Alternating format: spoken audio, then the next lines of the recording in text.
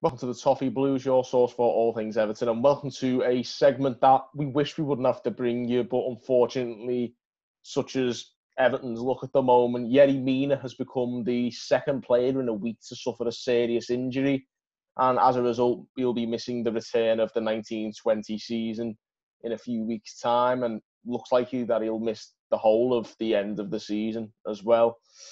We're going to discuss what effect that will have on the team, and to discuss that, we're going to welcome back Owen Parks to the show once again. How are you doing, mate? Yeah, I'm good, mate. How are you? I'm doing really well, thanks. How have you been? It's only been about a week or two since I last saw you anyway, but how's everything going? Oh, I'm fine, mate. I feel like things are slowly but surely starting to get back to some sense of normal. Looking forward to the season being back in there. Are you? That's true, yeah. I'm glad it's returning to normal for you. I'm still feeling as surreal as ever, if you ask me. Fair enough. It's a bit bizarre. I mean, the footy coming back's always going to be a bit of a boost for everyone, isn't it? So, yeah, bring that on. Obviously, it's 3 weeks. We just don't want any more injuries between now and then, because we've already had two. And obviously, it's like I say, it's not the news we ever want to hear, but this is particularly worrying given the lack of squad depth in the centre-back position, isn't it? Yeah. Out of all the positions, you think if you could say you don't want an injury in this position, I think centre-back would probably be the one you choose, mainly due to the fact that we have no depth there. We have 3 first-team centre-backs and everyone else is just young players out on loan or in the under-23, so it's really unideal. It really is. And of course, like you say, I think a lot of the youth players you maybe would need to fill in a Morgan Feeney or a Lewis Gibson, they're on loan at the moment, aren't they? Yeah. Feeney's contract's up at the end of the season and it won't be renewed. Gibson's out on loan to Fleetwood. So really the only other ones you could really at a push say would be Jared Braithwaite, 17-year-old, signed from Carlisle in January, been training with the first team. So he might get some minutes on the bench. And apart from that, I'm not sure if Ryan Astley's a centre-back or a right-back or a centre-back that can play right-back or vice versa. I think he can play either, but obviously it's not ideal to have to bring in those kind of unexperienced players. Of course, we have still got 2 fit first-team centre-backs in Mason Holgate and Michael Keane. How do you think that partnership will work out? It'll obviously be the partnership that we start off with. Yeah, I'm more confident with a Keane and Holgate partner than I would be with a Keane and Mina partnership. Definitely, Mainly, Keane and Mina are both 2 traditional stoppers in the sense where they go out and meet the ball, and none of them are really adept of covering in behind with pace, recovering and that. Whereas with Holgate, you've got a turn of pace to recover if Keane loses the first ever. And Keane is a traditional stopper who has made a career out of winning aerial duels and that. So it's not the worst situation if they didn't get injured, but you would like to think that we would have someone else there. I think Jared Braithwaite would be the next one. I think Gabamon would have been, but obviously he's injured too. So, but we're really struggling. It's a really difficult predicament to be in because, this is what the sort of layoff that we've had for the season due to lockdown the last 2-3 months was supposed to be our opportunity to get players back to full fitness, and if anything, we're going into it in a worse position than we started it. Yeah, injury wise, yeah. I think Schneiderlin has just got injured before we'd finished, hadn't he? Can't remember. Yeah. Coleman had enough, well, didn't he? Yeah, Coleman was missing. Yeah, and Schneiderlin. So I'm not sure where Delph was and that. Probably injured. He's always injured.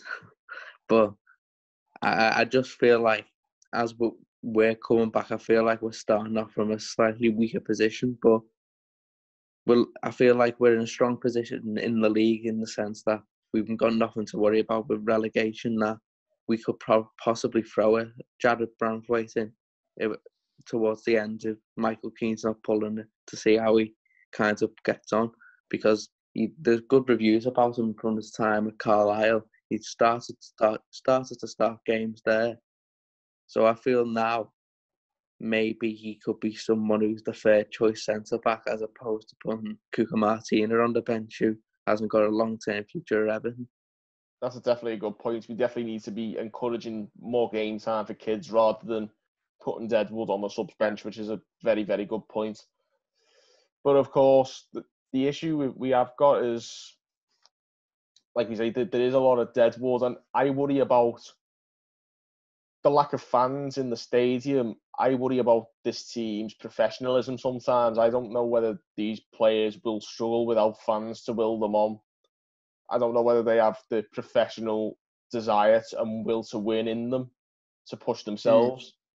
And that concerns me a bit. Yeah, I understand what you mean, because we've seen it at times ourselves this season. Although to us as fans, the third round of the FA Cup and a Merseyside derby is a pretty big game. Is it to Morgan Schneiderlin, who's really his only concern for Everton is to do enough to stay in the league? Is it for Gylfi Sigurdsson? Probably not. So in that kind of atmosphere where it's slightly less risk-free than a Premier League home game to Newcastle, they kind of down tools then. So you would think that naturally in 9 games to go in a season where we have nothing really to play for, how will they sort of cope with that? How do they motivate themselves when they couldn't motivate themselves for a Merseyside derby? Yeah, that's what I mean. So that's why I've been banging the drum to say, bring in, not start Ellis Sims or Branthwaite or Gordon, but give them time on the bench. Give them a chance. If we're 2-0 up with 5 minutes to go at home to Southampton or Aston Villa in May and not April, it was supposed to be in May and April, it'll be later on now, then why can't Ellis Sims and Branthwaite get 5 minutes towards the end just to get them ready for next season, to see if they're capable of playing for Everton, with the fact that COVID will likely limit our transfer capabilities in the summer. By integrating players, I feel like we might be in a better position long term than if we play Martin and Nias. And I can't think of anyone else. Maybe I think that goes without saying, to be honest, mate. I think you couldn't put it any better. I don't see what the purpose is of playing players like that who never have been and never will be good enough to play at the level we want to be at. And you might as well try and develop the kids if there's no other option. Like in terms of the first team players being injured, why not? I mean, it was something that David Moyes did a lot, I think, without having a choice, really. Without having a choice a lot of the time, because we had too small a squad and we had to rely on kids coming through. And that was the making of some of the kids at times. I think we don't actually see a lot of that nowadays because we have a bigger squad and we can afford to bring in players normally. Yeah, definitely. I was about just to say about Moyes, he did exactly the same thing in May every year. He used to give a debut to a 16, 17-year-old who probably never ever play again for Everton, but he knew his level would be higher than someone who, like an Andy van der Meijden. He knew his level would be higher than an Andy van der Meijden because he wants to play for Everton. He's got desire. So we got more out of them games than we possibly should have. You think of Jose Baxter, he was never good enough to play for Everton, but he got game time, did well in the limited time he did get because he wanted to play and there was the hunger to do so. Shane Duffy, there'll be other names who just But equally, you talk about your Shane Duffys and that. I mean, maybe not quite the level we want to be at now, but those kind of players did come in and do a job, like a Jack Rodwell. It was like players like that were decent squad players eventually. So, you know, it's better than having a waster like a Schneiderlin or a Delph, for sure. Yeah. And another thing that we'll do, say if I keep on mentioning Branthwaite, but another young player, Dennis Adeniran, let's say. So let's say Dennis Adeniran plays a few games off the bench and he isn't good enough, but he's been playing Premier League football, so he goes in the shop window to potentially get money for him instead of him wasting away in the regime of David Unsworth's under-23 squad. And so instead of him going for free, wasting away in our under-23 squad, if he plays a few games, albeit if he's not at the level, a Championship side or a League One side would be willing to pay a fee for him if he's had that experience at the top level. Definitely, I think that's something that you can't understate. I think a lot of top sides have done that, and even if it's not a permanent sale, you get loans out of that as well. I think you see players like, I think Liverpool always seem to do it with their kids in the FA Cup or in the League Cup, and you end up seeing those players going to Championship clubs, to a lot of the time to Rangers now as well, obviously with Gerrard or Celtic or whatever. You get them going to clubs maybe just only one or two rungs below in terms of quality, and then that sort of helps them kick on. And I don't think we do that enough. I don't think we market our young players enough for a potential career away from Everton, just in case it doesn't work out. No, definitely. We think it's all binary at Everton, so where Morgan Feeney has to be an Everton player, and we have to grind him down long enough so where he goes on a free. Morgan Feeney, 18 months ago, it was clear enough that he probably wasn't good enough to play first team football for Everton. That at that moment he should have been playing in League Cup games, but we don't do well in the League Cup anyway, playing our first team.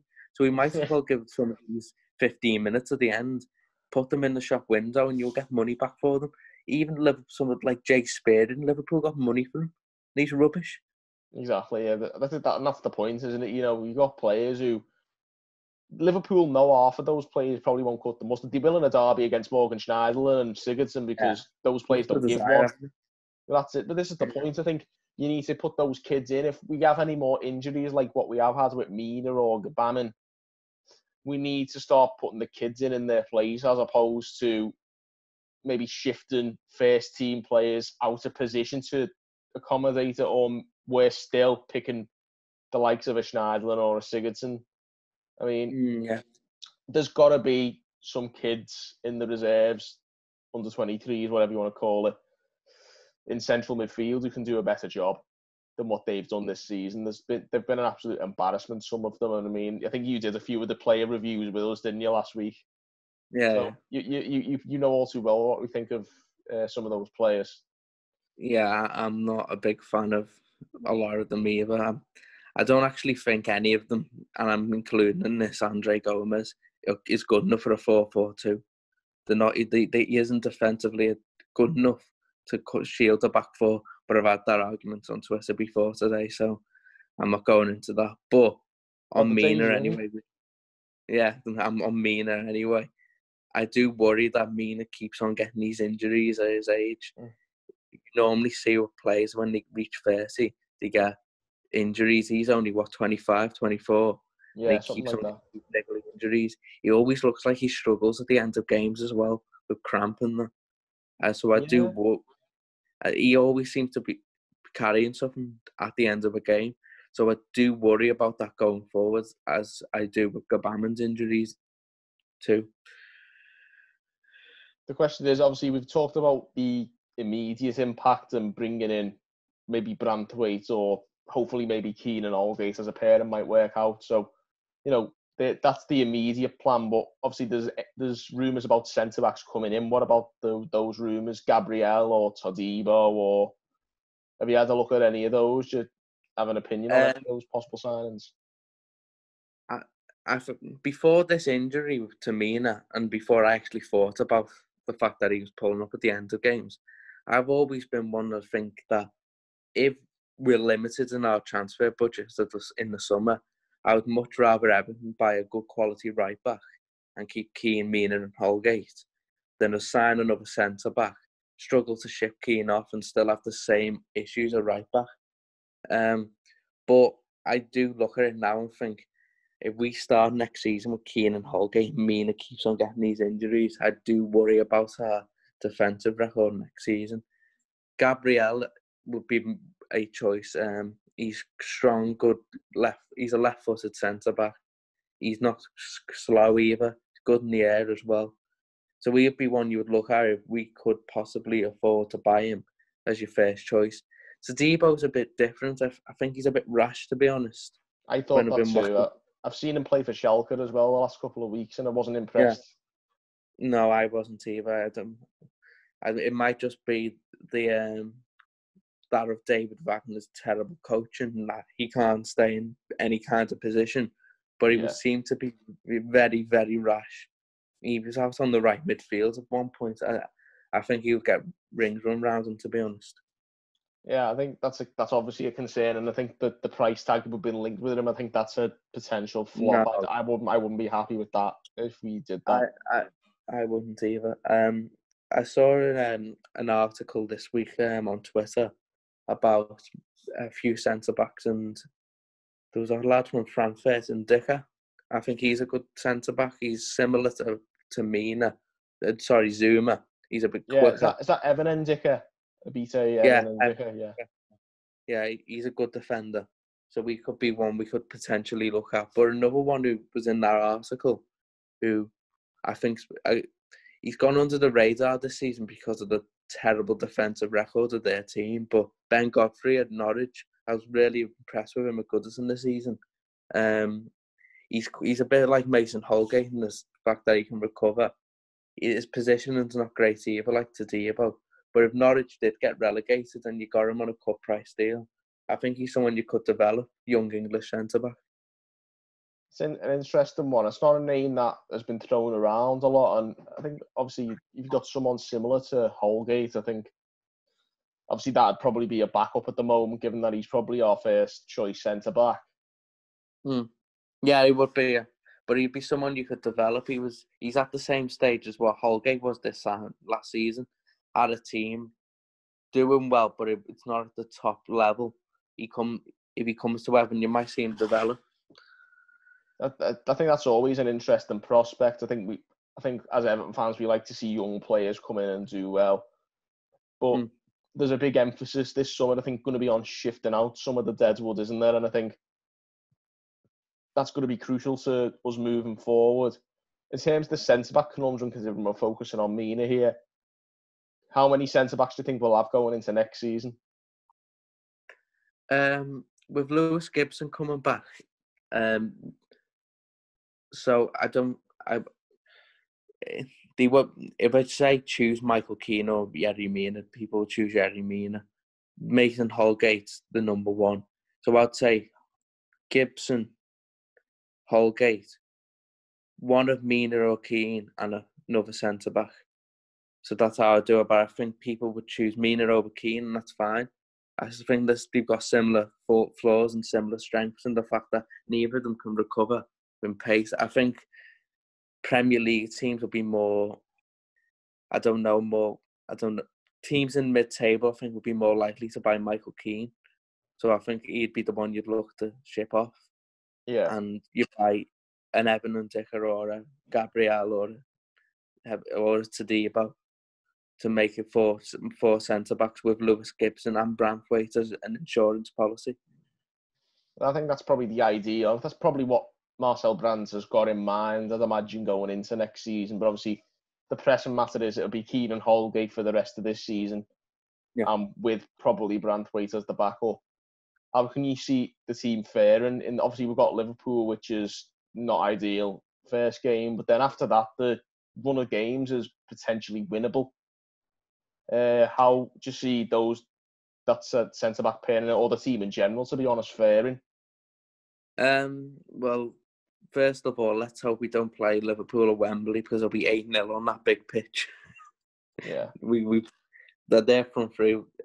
We'd have to defend very deep at Wembley if we were playing that. But at Goodison, you don't know. It's difficult because you don't know how any team's going to cope with the pressures of no fans being there, and how do you turn on motivation? How do you get late winners when you're not really pushing and you might be happy for a point in games? So it's difficult to say the intangible stuff of how Everton are going to cope with that. The games we have got are very winnable. So you look at Southampton, they haven't got really anything to play for. So you think that's probably a win if you're judging the two teams who are in mid-table. Aston Villa, you'd think our quality would be way more than theirs. And Bournemouth are home. So them three, you'd say, will be probable wins in the fact that with no fans there to push them on, our quality should tell. Do that. Yeah. My issue has always been, it's not the quality in this team, it's the professionalism and the motivation of some of these players who I think aren't interested in anything more than picking up a wage and staying in the Premier League, like you say.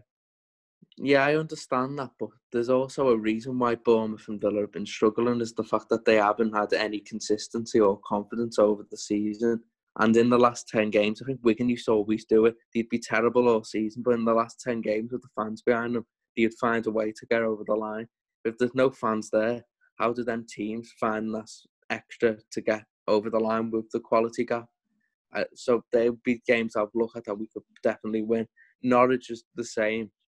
I think they're probably planning for life in the Championship also. So there'll be the 4 games I think we should win. But games like Sheffield United and Wolves away, I don't think we'll get anything from them because they're in a higher position than us and they'll probably want to cement their place in the top 6 and 7. So I think we'll struggle in them. Spurs the same. I think it'll be a case of we win the games you look on paper that Everton should win, like the traditional home games. But even though there's no fans there, but the games where there's a bit of a quality gap between us and the team above. I'm not saying Sheffield United have better players than us. They're just in a better position. In that kind of situation, I would say we would probably struggle. But I don't know. It's all the intangible stuff that we don't potentially know. Yeah, it's like you say, it's going to be a completely different scenario to what we were dealing with before the lockdown. It's going to be dare to say, use the cliche, unprecedented period we're going to be going into, like this kind of end of the season. We're not going to know what we're in for, and it's a bit daunting in that respect because we just don't know what to expect, and anything can happen. You know, with anything can happen in the Premier League anyway, but even now it's probably even more up in the air, and we'll have to see what happens. But in terms of where can you see Everton finishing before we finish up here? 10th. Probably about the same, I'd say. So yeah, it's probably between 10th and 12th. It's gonna. I don't think there'll be too much change. I hope. I'll be honest. I'm not very confident going into the return of the season. No, I think it's just a case of bending the system. I think we'll be 10th and 12th with. They'll have the top 9 as they are, and we'll be fighting out between 10th, 11th, and 12th with Palace and Burnley. As much as that sounds, but that's probably where we're at the moment, especially with the injuries.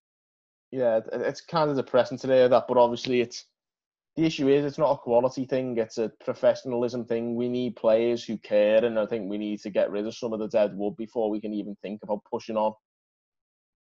Them teams who were in and around us, we have much better quality than them, but they fight because they're used to their system and that, and they get better results through it, whereas our quality gets us where we are. But the Marco Silva thing and that held us back a bit. Not just Marco Silva, I think there's players who date back before Marco Silva who have been letting this club down. The results under Marco Silva were pretty bad, so that's where the mid-table comes from. I think under Carlo would be about 4th or 5th where on his results, so it evens out to about mid-table. Yeah, that's about right, to be fair. But yeah, I'd say that'd be the way it's going to end up. I mean, for me, it's a case of just get this season over with. It's just it's a load of dead rubbers, as we've said, and it's going to be hard to motivate myself as a fan as hard as it's going to be to motivate the players. You know, that's an issue in its own right. I think the fans a lot of Everton fans, given that we haven't got anything to play for, it's hard to motivate yourself for a game where there's not going to be any fans and there's nothing to play for. We've seen a few Bundesliga games like that, haven't we? And it's going to be a little bit bizarre. And I mean, I'm sure if we win a couple, I think the fans will suddenly sort of reignite the fire a little bit. But that's on the players to do that, and we've just got to wait and see what they can serve up for us. Yeah, it's not really Everton I'm looking forward to coming back. It's the whole how everyone else does that I'm more interested in. Everton I'd rather just kick off next season, go from afresh than these 9 games, but we've got to do them, eh? Yeah, well, that's it. We'll just see how we get on. We've sort of gone with the mid-table idea, which is probably the most accurate prediction we could go with, given the way the season's gone and how it is. But We're not good enough to finish Europe, I don't think. Yeah, well, that's it. I think we're going to burst everyone's bubble if there's anyone out there who thinks we're going to get in the top 4 or something. God knows, but it's not gonna happen. I don't think. But yeah, we'll leave it at that anyway. That's what we think the season's going to pan out with. Obviously, let us know what you think about the season coming back. Let us know what you think about Yerry Mina's injury and how that might affect the team, and let us know what you think we need to do moving forward in terms of transfers, particularly in the centre-back positions. So drop us a comment and give this video a like and a subscribe as well. And thank you for tuning in on the Toffee Blues.